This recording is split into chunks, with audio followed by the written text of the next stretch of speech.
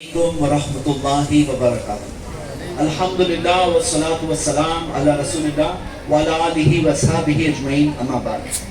میرے بھائیوں اور بہنوں، ہم وہ دین کو فالو کرتے ہیں جس دین میں ہمیں یہ دعا سکھائی گئی ہے۔ کتنی پیاری دعا ہے، وَقُلْ رَبِّ زِدْنِی عِلْمًا، اور کہو اے میرے رب میرے علم میں اضافہ کر، میرے علم کو بڑھا دے۔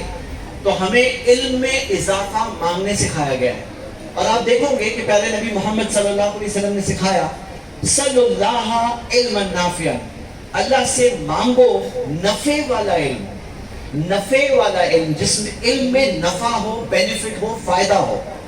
اب کیا، جیسے ہم میڈیسن کے بارے میں علم سیکھ رہے تھے اس کی اہمیت کے تعلق سے، اور مختلف کورسز کی بات ہوئی، کیا اس میں فائدہ ہے نہیں؟ فائدہ ہے یا نہیں؟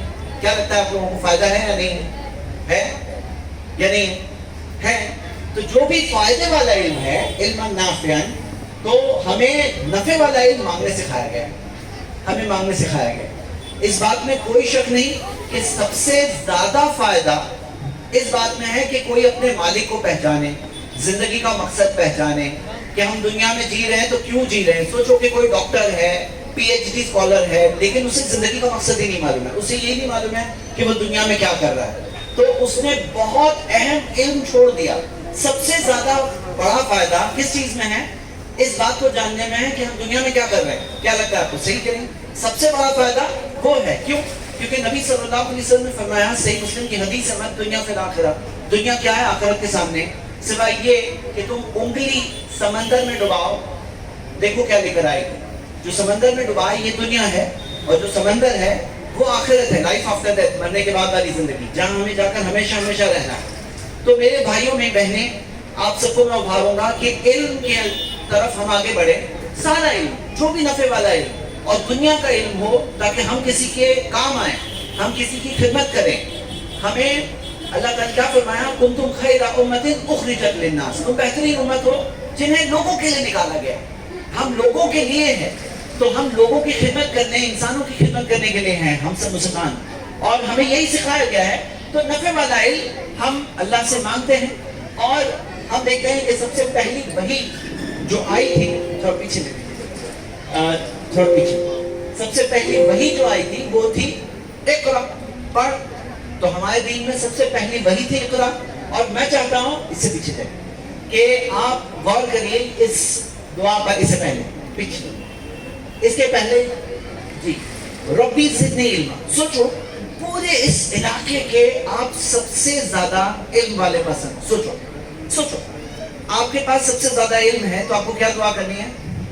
آپ کو دعا کرنی ہے ربی زدنی علما، اے میرے رب میرے علم میں اضافہ کر، اور اضافہ مطلب کہ طلب زیادہ کی طلب۔ علم کے اندر ایسا نہیں ہونا چاہیے ہاں مجھے تو سب کچھ معلوم ہے، نہیں، بلکہ اس کے اندر زیادہ کی طلب ہونی چاہیے۔ اور میرے بھائیوں میں بہنیں، دین اسلام دین حق ہے، اس کے حقانیت، سچائی کے دلائل میں سے یہ دلیل ہے۔ کیسے معلوم ہے؟ دوسرے مذہبوں کے بڑے چھوٹوں سے کہتے ہیں ٹھیک مت جاؤ، کیوں؟ کنفیوز ہو جاؤں گے کہتے ہیں، لیکن ہمارے دین میں تو سکھایا گیا ربی زدنی علما، اے میرے رب میرے علم میں اضافہ کر، مطلب اور علم اور علم اور علم اور علم سیکھو، سیکھنے کے لیے ہمیں ابھارا گیا ہے۔ چلیے ہم آگے بڑھتے ہیں۔ آپ یہ دیکھیے کہ قرآن کے اندر یہ آیت، افلا تعقلون، کیا عقل نہیں استعمال کرو گے؟ کیا تم عقل نہیں استعمال کرو گے؟ کتنی جگہوں پر ہے؟ 24 جگہوں پر، ہاں 24 جگہوں پر ہے، کیا تم عقل نہیں استعمال کرو گے؟ افلا تبصرون، کیا تم دیکھو گے نہیں؟ افلا تتفکرون، کیا تم غور نہیں کرو گے، سوچو گے نہیں؟ کیا اللہ تعالیٰ نے کہا ہے کیا تم عقل نہیں استعمال کرو گے؟ اور ہمیں ابھارا گیا ہے لعلکم تتفکرون، تاکہ تم تفکر کرو، غور کرو، ہمیں یہ ابھارا گیا ہے۔ اب ظاہر سی بات ہے جب انسان سوچے گا تو ڈسکوری تو آٹومیٹکلی ہوگی نا۔ ڈسکوریز جو ہوتی ہے وہ خود بخود ہوتی ہے، دیکھے سوچے تو پھر کیا ہوگا؟ خود بخود۔ اور آپ دیکھو گے کہ بڑے بڑے سائنٹسٹ جنہوں نے آج کے ماڈرن سائنس کی بنیادیں رکھی ہے، بنیادیں فاؤنڈیشنز رکھی ہے، وہ سب مسلم ورلڈ سے نکلے تھے، سارے کے سارے مسلمان تھے۔ بڑے بڑے نام، آج ایسے کئی سارے ناموں کو دوسرے ناموں سے پکار کر کے کنسیل کیا جاتا ہے۔ میں آپ کو صرف 3 کوٹیشن بتاؤں گا 3 ہسٹورینز کی کتابوں سے۔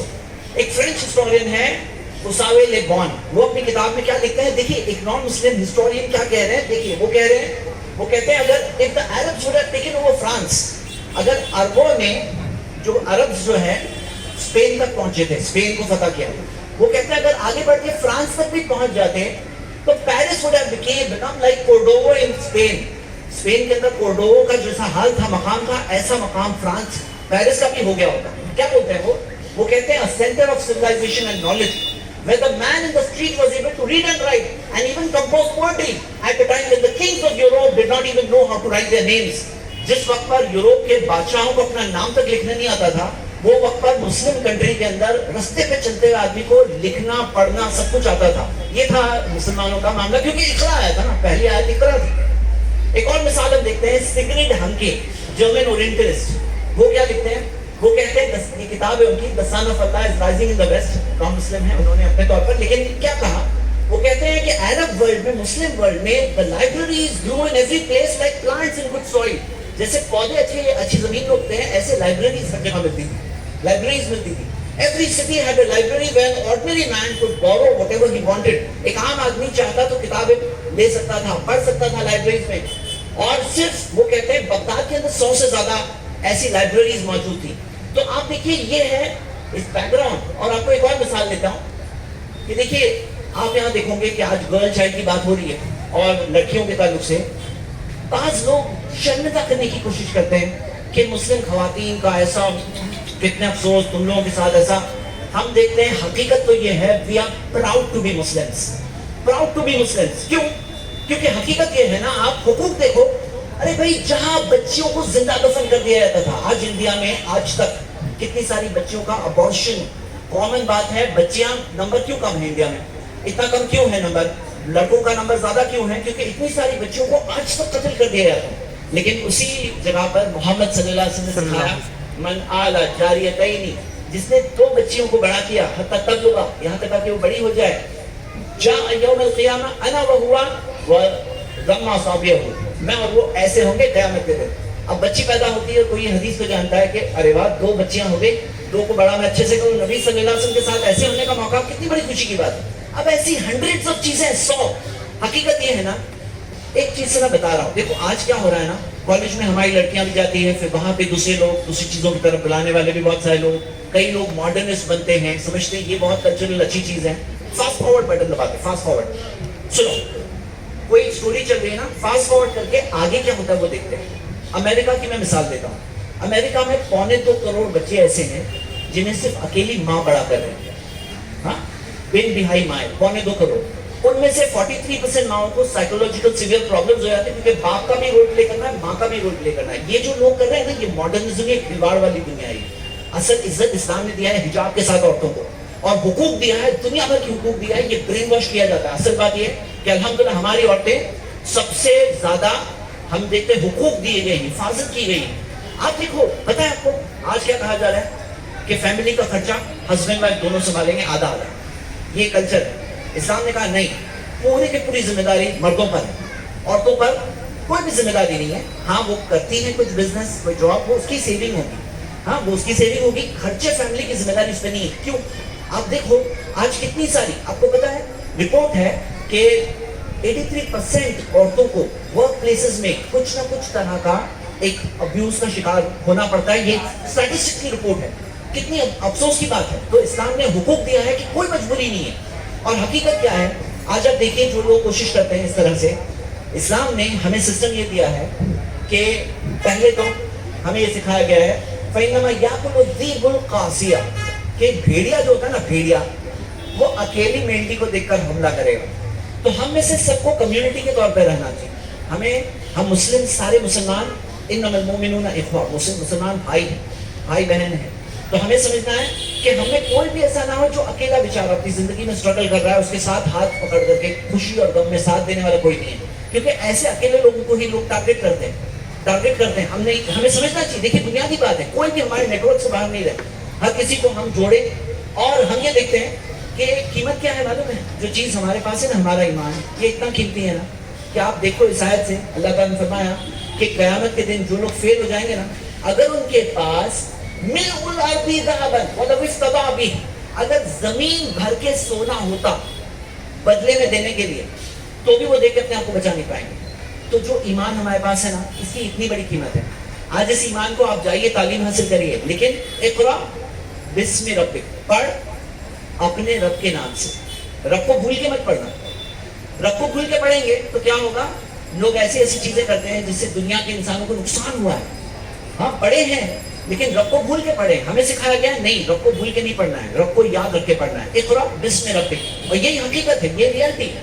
تو آپ دیکھو گے کہ اسلام نے ہمیں ایک سسٹم دیا ہے. سسٹم یعنی جیسے مثال کے طور پر صرف بری چیز منع نہیں کی گئی, بری چیز تک جانے کا راستہ بھی روکا گیا. تو جیسے مثال کے طور پر آج ہم دیکھتے ہیں کئی باتیں سننے میں آ رہی ہے کہ بھئی فلاں لڑکیوں کو فلاں نے پاس دیا, فلاں چیزیں ہو رہی ہے. بھئی ہمیں سکھایا یہ گیا ہے کہ اللہ کے رسول محمد صلی اللہ علیہ وسلم نے ہمیں سکھایا کہ اللہ لا یخلون رجل بامرأۃ, اگر کوئی نامحرم مرد ایک نامحرم عورت کے ساتھ اکیلا ہو, الا کان ثالثہما الشیطان, تیسرا وہاں شیطان ہوتا ہے. مطلب خلوت نہیں ہونی چاہیے. ہمیں یہ سکھایا گیا ہے کہ اپنے حجاب کے ساتھ میں, اپنے سیگریگیشن کے ساتھ میں علم حاصل کریں گے. اسی وجہ سے ہمارے پاس اپنی کالجز ہونی چاہیے, اپنے اپارچونیٹیز ہونی چاہیے, تاکہ ہماری عورتوں کو ہم بہتر موقع دے پائیں, تاکہ وہ حجاب کے دائرے میں رہ کر, اور ہمارے بچوں کو بھی تاکہ اچھے ماحول کے ساتھ کیسے وہ دینی اور دنیاوی دونوں علم حاصل کریں.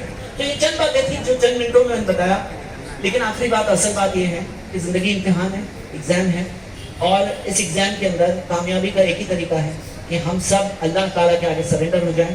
اللہ یعلم من خلق, کیا جس نے بنایا وہ نہیں جانے گا؟ کیا جس نے بنایا وہ نہیں جانے گا؟ وہ جانتا ہے. انسان کیا کرتے ہیں نا, ٹرائل اینڈ ایرر سے سیکھتے ہیں. کوئی چیز کرتے ہیں پھر پتا چلتا ہے بہت گڑبڑ ہو گئی, اب یہ نہیں, یہ صحیح ہے.